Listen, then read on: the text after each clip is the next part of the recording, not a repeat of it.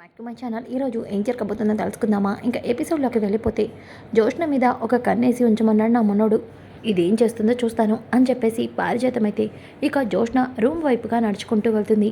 ఇంతలోకి అప్పుడే జోష్న ఏమో ఇక బావా ఎలా అయినా సరే నిన్ను నా గుప్పెట్లో పెట్టుకుంటాను, అది ఎలా ఏంటా అన్నది నీకే రాను రాను అర్థమవుతుంది దీపా, నిన్ను మాత్రం బ్రతకనివ్వను అని చెప్పేసి జోస్న మనసులో అనుకుంటూ ఇక అద్దం ముందు తనలో తను మాట్లాడుకుంటూ ఉంటుంది. అప్పుడే పారిజాతం దీనికి పిచ్చి పట్టినట్టుంది. అద్దంలో చూసుకుంటూ నవ్వుతుందేంటి, దీనికి ఏమేదైనా అయిందా, దెయ్యంగానే పట్టిందా, దీనికి దెయ్యం ఎందుకు పడుతుందిలే, ఇదే పెద్ద రాక్షసిగా నా మనవరాల జీవితంలో నిప్పులు పోయాలని ఆలోచిస్తున్నట్టుంది, దీని ఆటలు సాగనివ్వను అని పారిజాతం అనుకుంటూ ఉంటే ఇంతలోకి జోస్న ఫోను రింగ్ అవుతుంది. ఈ టైంలో నాకెవరు కాల్ చేసుంటారు అని చెప్పేసి జోస్న అయితే ఇక ఫోన్ని లిఫ్ట్ చేస్తుంది. ఇంతలోకి జోస్న ఫోన్ లిఫ్ట్ చేసిన వైరా, హాయ్ జోస్న, ఏం చేస్తున్నావు అని వెనకాలనే, ఎవరు మాట్లాడేది, నన్ను పేరు పెట్టి పిలుస్తున్నారు ఎవరు అని వెనకాలనే, ఏంటి జోస్న మన మధ్య బంధం అంత ఈజీగా మర్చిపోయేదా ఏంటి, నువ్వు నాకు చేసిన దాన్ని నువ్వు మర్చిపోయావేమో కానీ నేను మర్చిపోలేదు జోస్న అని వెనకాలనే ఒక్కసారిగా జోస్న వైరా అంకుల్ అని అంటుంది. అవును, కరెక్ట్గానే గెస్ట్ చేసావు జోస్నా, అంటే నువ్వు కూడా నన్ను మర్చిపోలేదన్నమాట అని వెనకాలే, నువ్వెందుకు నాకు ఫోన్ చేసావు అని అంటుంది. అప్పుడే పారిజాతం వాళ్ళ మాటల్ని వింటుంది. ఇదేంటి వైరా అనింది, అంటే వైరా అంటే ఎవరు, కార్తీక్ గడితో చెప్పాను ఇది ఆ వైరాతో ఫోన్ మాట్లాడిందని అని చెప్పేసి అనుకుంటూ ఉంటుంది.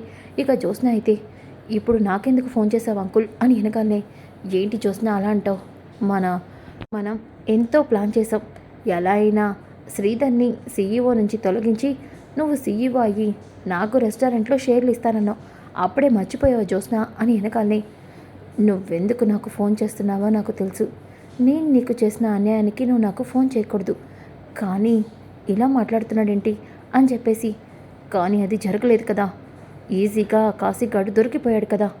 అవును జోస్న, అందుకే నీకొక మళ్ళొక అవకాశం ఇద్దామని కాల్ చేశాను.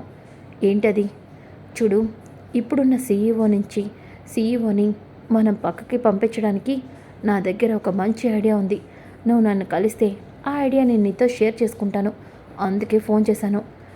నేను నీకు చాలా అన్యాయం చేశాను, అందరి ముందు నా పేరు కూడా నువ్వు చెప్పావు, ఇప్పుడు నా హెల్ప్ అడుగుతున్నావేంటి, ఇదంతా నేను నమ్మచ్చా జోస్నా, నువ్వు డైరెక్ట్గా మా ఇంటికి వచ్చే సొంత మేనమామ ఇదే ఇలాంటి కుట్ర చేసావు, నేను నిన్ను నమ్మలేదా, అలాంటిది బయటవాడిని నేను, నీకు హెల్ప్ చేస్తానంటే కూడా నువ్వు నా మాట మీద నమ్మకం లేదా, సరేలే జోస్నా, నీ పరిస్థితి చాలా బ్యాడ్గా ఉంది, నీకు హెల్ప్ చేద్దాం అనుకున్నాను, కాకపోతే నువ్వే మిస్ అవుతున్నావు, సరే సరే ఉంటాను జోస్నా. అలాగే సత్యపండు ఇప్పుడు నా దగ్గరే వర్క్ చేస్తున్నాడు అని వెనకాలనే ఒక్కసారిగా జోస్నా షాక్ అయిపోతుంది. ఏం మాట్లాడుతున్నావు, అదే జోస్నా సత్యపండు, నీకు సత్యపండుకి బుల్లెట్ కనెక్షన్ ఉంది కదా, ఆ సత్యపండే ఇప్పుడు నా దగ్గరే వర్క్ చేస్తున్నాడు, కావాలంటే నువ్వు ఇక్కడికి రావచ్చు అంటూ వైరా కాల్ కట్ చేస్తాడు. ఒక్కసారిగా జోస్న గుండెల్లో బాంబు పేలినంత పని అవుతుంది. సత్యపండు వైరా దగ్గర వర్క్ చేయడం ఏంటి, అంటే వైరా నా కోసం అన్ని డీటెయిల్స్ని కనుక్కున్నాడా, ఏం జరుగుతుంది, నాకేంటి వీడు కొత్తగా తలనొప్పిగా తయారయ్యాడు అని అనుకుంటుంది. ఇంతలోకి పారిజాతం కార్తీక్ దగ్గరికి వస్తుంది. ఇక కార్తీక్ అయితే, ఏంటి పారు ఇలా పరుగు పరుగున వస్తున్నావు, ఆయాసంగా ఉందిరా, వాటర్ కావాలి దీపా, వాటర్ ఇవ్వు అని చెప్పేసి కార్తీక్ పారుకి వాటర్ ఇస్తాడు. ఇక పారిజాతం, ఒరే కార్తీక్ నువ్వు అన్నావని ఆ జోష్న మీద ఒక కన్నేసి ఉంచానురా, అదేంటి పారు మరి ఇంకొక కన్ను, ఒరే మనోడా ఇలాంటి టైంలో జోకులు ఏమోకరా, నీకు ఒక ముఖ్యమైన విషయం చెప్పాలి. ఏంటి పారు అది, జోష్న ఎవరో వైరా అని వాడితో ఫోన్లో మాట్లాడింది, వాడేం చెప్పాడో తెలియదు కానీ జోష్న గజ గజ వణికిపోయింది, చూస్తూ ఉంటే దీనికి ఏదో పెద్ద బాంబే పేలినట్టుంది. అవునా పారు, నువ్వు విన్న పేరు కరెక్టేనా, నిజం రా జోస్న, అయితే దొరికావు పారు, నేను చెప్పినట్టు చెయ్యు, జోష్న అందరి ముందు ఫూల్ అవుతుంది, నేను చెప్పినట్టు చెయ్యి, ఏం చేయాలరా మనోడా వెళ్ళు అని చెప్పేసి కార్తీక్ అయితే పారుకి ఏదో అంతా కూడా చెప్తూ ఉంటాడు. ఇక పారు, మనవడా చూడు ఈ పారిజాతం పర్ఫార్మెన్సు, అమ్మ దీప ఇప్పుడు దాన్ని ఎలా ఆడుకుంటానో చూడు, అది నిన్న అందరి ముందు తక్కువ జలం చూసింది, ఇప్పుడు దాని పరువు చూడు ఎలా తీస్తానో అని చెప్పేసి పారిజాతం పరుగున పైకి వెళ్తుంది. ఇక కార్తీక్ని, బావా ఎందుకు ఇలా చేస్తున్నావు? రేపు పారిజాతం గారికి నిజం తెలిసే వరకు మనం పారును ఒక ఆట ఆడుకోవాలి కదా. జోష్నకి బుద్ధి రావాలంటే అది పారునే చేయగలదు. దీపా, నువ్వు చూస్తూ ఉండు అని చెప్పేసి అంటూ ఉంటే ఒక పక్కన జ్యోత్స్న అయితే చాలా టెన్షన్ పడుతూ ఉంటుంది. ఈ వైరా ఏంటి నాకు కాల్ చేసి సత్యపండు తన దగ్గర ఉన్నాడని చెప్తున్నాడు. నన్ను బెదిరించడానికా, లేదంటే ఇంకేదైనా ప్లాన్ చేస్తున్నాడా? నాకు హెల్ప్ చేస్తానని ఎందుకు కాల్ చేసినట్టు? అసలు ఏం జరుగుతుంది? ఏం అర్థం కావట్లేదే అని చెప్పేసి అనుకుంటూ ఉంటే పారిజాతం, జోష్న, మీ తాత నిన్ను కిందకి రమ్మంటున్నాడు. గ్రాని, ఇప్పుడు తాత ఎందుకు నన్ను పిలుస్తాడు? ఏమోనే, నాకు తెలీదు. మీ తాత కిందకి రమ్మంటున్నాడు, రా. ఏంటే, నా మాట మీద నమ్మకం లేదా ఏంటి? రా కిందకి అంటూ ఫోన్ తీసుకొని జోష్న చేయి పట్టుకొని లాక్కెళ్తూ ఉంటే, గ్రాని ముందు నా ఫోన్ ఇవ్వు. ఇస్తానులేవే రా అంటూ పారిజాతం జోష్న ఫోన్ని అలాగే జోష్నని పట్టుకొని కిందకి తీసుకొస్తుంది. ఇక కింద శివనారాయణ ఉండడు. గ్రాని, తాత నన్ను పిలిచాడని చెప్పు. మరి తాత ఇక్కడ లేడు అని వెనకాలనే, లేకపోతే ఏముంది, మనం పిలుద్దాం. ఏమండి, దశరథ, సుమిత్ర అని అందరినీ పిలుస్తూ ఉంటే ఒక్కసారిగా జోత్స్న, గ్రాని, ఏం చేయబోతున్నావు నువ్వు? ఉండవే, చెప్తాను అని వెనకాలనే దశరథ, ఏమైంది పిన్ని? జోష్ననేంటి ఏదో దొంగని పట్టుకున్నట్టు అలా పట్టుకున్నావు? ఏమైంది పిన్ని అని వెనకాలనే సుమిత్ర, అత్తయ్యగారు, ఈ మధ్య మీరు జోష్న విషయంలో చాలా కోపంగా ప్రవర్తిస్తున్నారు. నా కూతుర్ని ఎందుకు అంత గట్టిగా పట్టుకున్నారు? వదలండి అని వెనకాలనే శివనారాయణ, పారిజాతం, ఏం జరుగుతుంది ఇక్కడ? మీరు వస్తారనేనండి జోష్నని చేయి పట్టుకొని ఇక్కడి వరకు తీసుకొచ్చింది. గ్రాని, చెయ్యి వదులు అని వెనకాలనే కార్తీక్, పారుని చూస్తుంటే ఏదో గట్టిగానే ప్లాన్ చేసినట్టుంది. అవునరా మనవడా. ఏవండి, ఒక్కసారి జోష్న ఫోన్ చూడండి అని వెనకాలనే, జోష్న ఫోన్ ఇప్పుడు నేనెందుకు చూడాలి? చెప్తున్నాను కదండి, ఒకసారి జోష్న ఫోన్ కాల్స్ చూడండి అని వెనకాలనే జోష్న, గ్రాని ఏంటి తాతకి నా ఫోన్ చూడమంటుంది? ఇప్పుడు ఏం జరుగుతుందో ఏంటో అని టెన్షన్ పడుతూ ఉంటే శివనారాయణ జోష్న ఫోన్ను చూసి ఒక్కసారిగా షాక్ అయిపోతాడు. ఇక జోష్న అయితే కంగారు పడుతూ ఉంటే, పారిజాతం, ఇప్పుడు అర్థమైందా మేము మీకు ఫోన్ ఎందుకు చూడమన్నానో? అత్తగారు, ఆ ఫోన్లో ఏముందని? నాన్న, ఏముంది ఆ ఫోన్లో? పిన్నెందుకు ఆ ఫోన్ చూడమంది అని వెనకాలనే శివనారాయణ, జోష్న, ఏం జరుగుతుంది? అసలు నువ్వు వీడితో ఎందుకు మాట్లాడావు? వీడి నెంబర్ నీ ఫోన్కి ఎందుకుంది? చెప్పు. వైరతో నువ్వెందుకు ఫోన్లో మాట్లాడావు అని వెనకాలనే, తాత అది అని అంటూ ఉంటే దశరథ, ఏంటన్నా, వైరాత జోష్న ఫోన్ మాట్లాడిందా? అవును దశరథ, నేను దాని రూమ్ నుంచి వెళ్తూ ఉంటే వైరా అంకుల్ అంటూ ఫోన్లో మాట్లాడటం విన్నాను. అందుకే పిలిచి మీ అందరికీ ఈ విషయం చెప్దామని పిలిచాను. అసలు ఆ వైరా మనకి ఎంత నష్టం చేశాడు? శ్రీధర్ని జైలుకు పంపించాడు. మన రెస్టారెంట్లన్నీ దివాలా తీసే పరిస్థితికి తీసుకొచ్చాడు.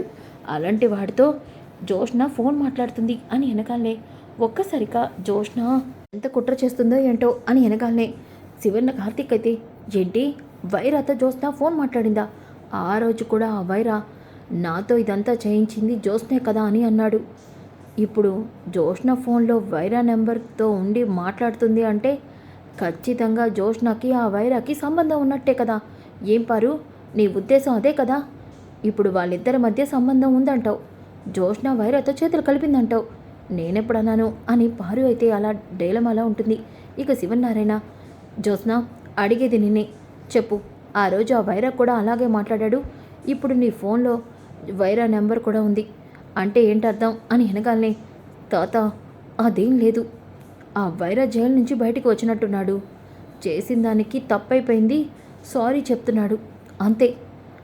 అదేంటి, అంత జరిగితే నీకు సారీ చెప్పడం ఏంటి అని కార్తీక్ అంటాడు. బావా, మరీ అంత లాగా మాకు. నిజంగానే నేను చెప్తుంది నిజం. ఆ వైరా నాకు కాల్ చేసి సారీ చెప్పాడు, అంతే. అంతకు మించి ఏమీ లేదు. మమ్మీ, నువ్వు కూడా నా మాటల్ని నమ్మవా? చూడు జోష్న, ఒకసారి నీ వల్ల రెస్టారెంట్ ఎంత నష్టాల్లోకి వెళ్ళిందో నీకు బాగా గుర్తుంది కదా. నువ్వే తప్పు చేయకూడదన్నదే ఈ కన్న తల్లిగా నేను కోరుకునేది అని చెప్పేసి సుమిత్ర కూడా ఇక అక్కడి నుంచి వెళ్ళిపోతుంది. వారు ఇలా అడ్డంగా ఇరికించడంతో జోష్న చాలా కోపంగా పారిజాతం వైపు చూసి వెళ్ళిపోతుంది. ఇక దశరథ మనసులో, జోష్న ఏదో తప్పు చేస్తుంది. ఆ వైరాతో జోష్న నిజంగా చేతులు కలిపిందా? అందుకే వైరా జోష్నకి ఫోన్ చేసుంటాడా? ఏం జరుగుంటుంది అని అనుకుంటూ ఉంటాడు. ఇంకా ఒక పక్కన వైరా మాత్రం సత్యపండుతో మాట్లాడుతూ ఉంటాడు. చూడు, జోష్న ఎంత పెద్ద కన్నింగో, ఎలాంటి పనులైనా చేస్తుందనడానికి సాక్ష్యం నువ్వు మాత్రమే.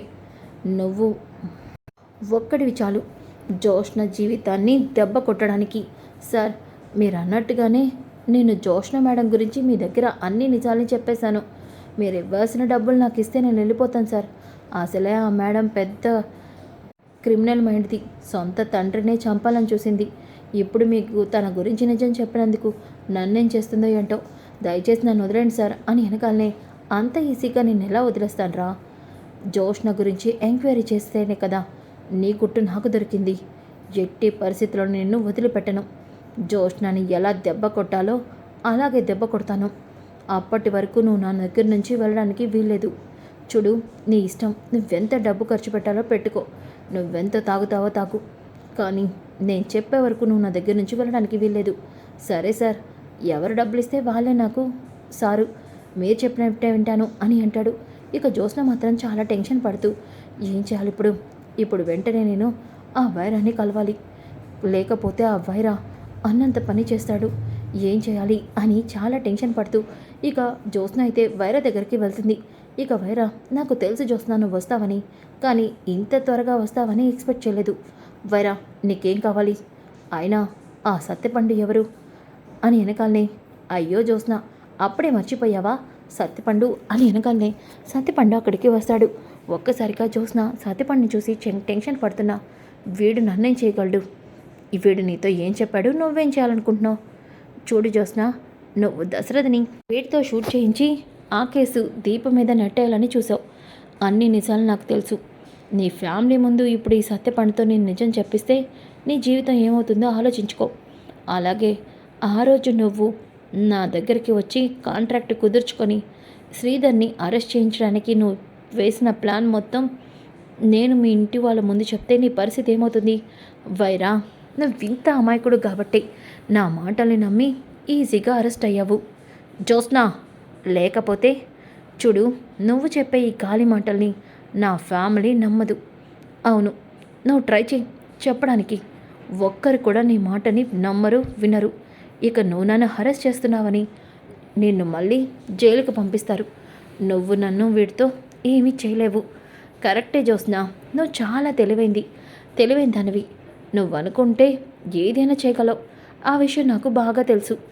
అందుకే నీకు ఒక సినిమా చూపిద్దామని ఇక్కడికి పిలిపించాను.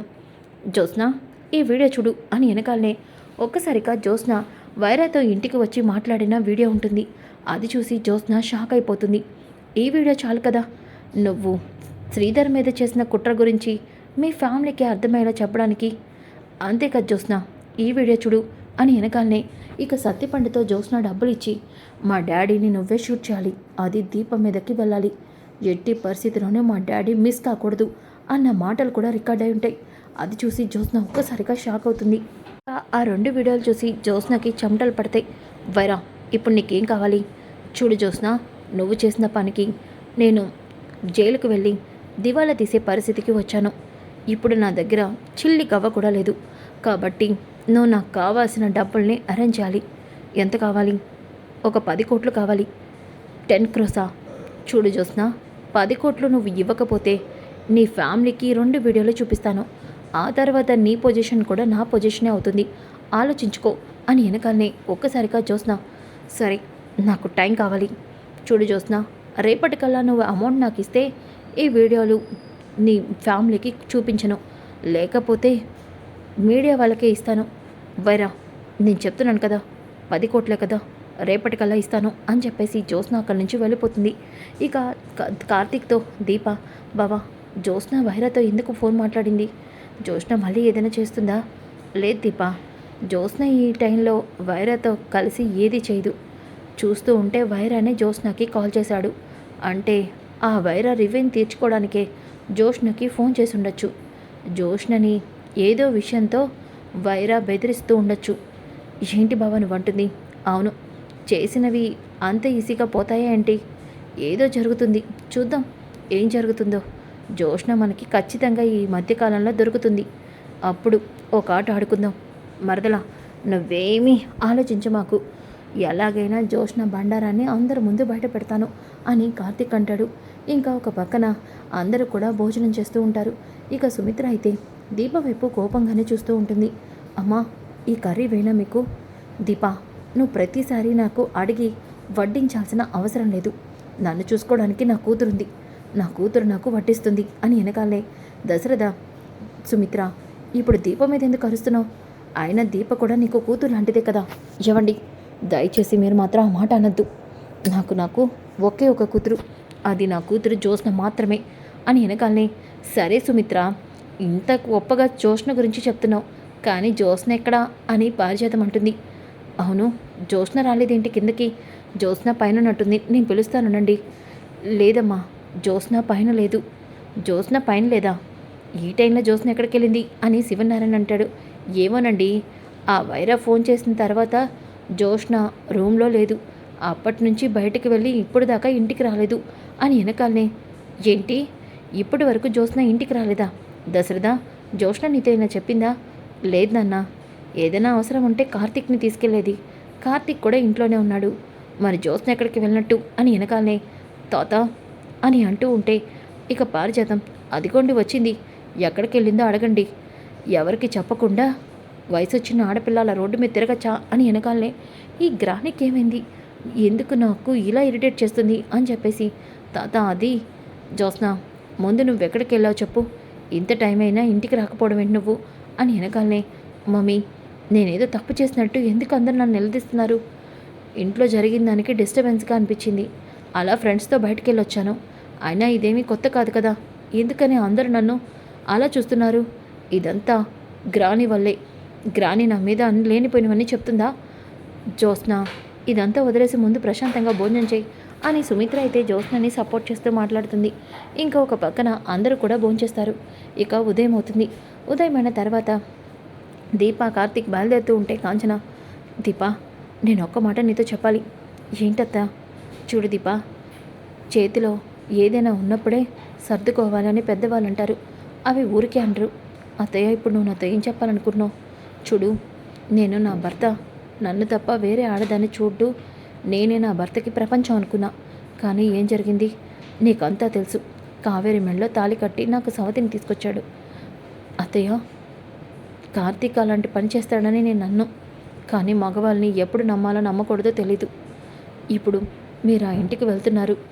ఆ జ్యోత్స్న ఎప్పుడు నా కొడుకుని వల్ల వేసుకుందామనే చూస్తూ ఉంటుంది. అందుకే చెప్తున్నాను, ఆ ఇంటికి మీరు ఎంత దూరంగా ఉంటే నీ జీవితం అంత బాగుంటుంది.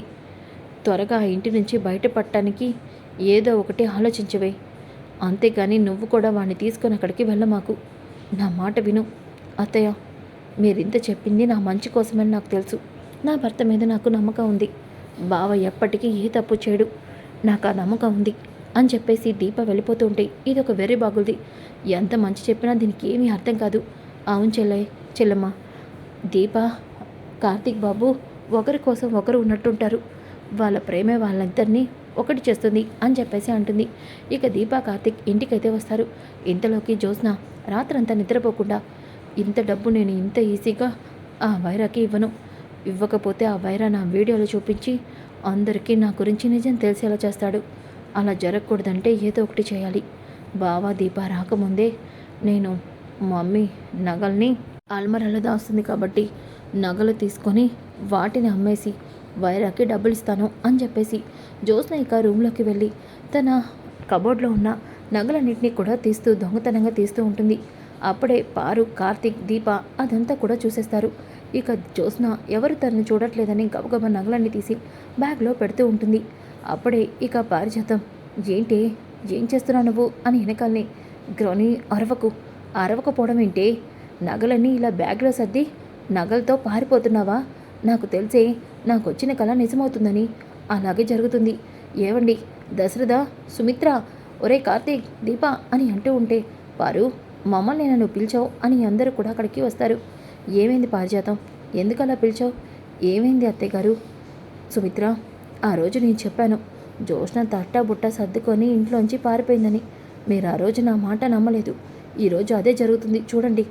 జ్యోత్స్న ఇంట్లో నగలన్నీ బ్యాగ్లో సర్దుకొని పారిపోతుంది అని వెనకాలనే ఒక్కసారిగా జ్యోత్స్న గ్రాని అని అంటూ ఉంటే, నా మాట నాదా నమ్మకం లేకపోతే లగేజీ బ్యాగ్లో జ్యోత్స్న నగలు పెట్టింది చూడండి అని వెనకాలనే ఒక్కసారిగా అందరూ లగేజ్ బ్యాగ్ని చూస్తారు. అందులో నగలు ఉండడం చూసి సుమిత్ర, జ్యోత్స్న ఏంటిదంతా?